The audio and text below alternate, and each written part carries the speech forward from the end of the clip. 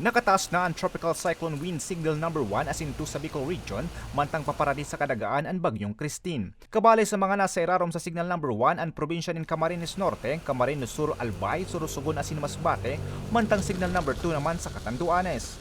Basado sa Tropical Cyclone Bulletin number 6 kan pag-asa na pigpaluwas kasubagong alas 11 nin aga, mantinido sa Tropical Storm Category ang bagyong Christine na may kusog nin duros haranin sa sentro na nag-aabot sa 65 kilometers per hour, asin gastenes o pagbugsukan duros na nag-aabot sa 80 kilometers per hour. Alas 10 kasubagong aga kan namataan ang sentro kaini sa Sirangan kan Virac, Catanduanes, asin naghihiro pa solnupan norteng solnupan sa likas na 10 kilometers per hour.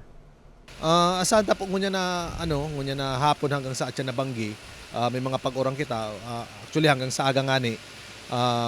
Asahan ta ang mauran na panahon.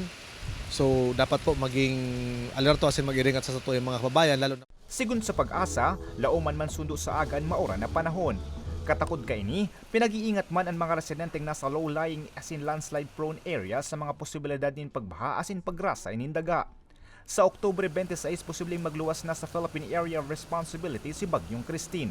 Mientras tanto, anong pang bagyo ang posibleng maglaog sa Philippine Area of Responsibility antes na matapos ang presenteng taon. Para sa mga baretang tatak Bicol, Ariel Ubea.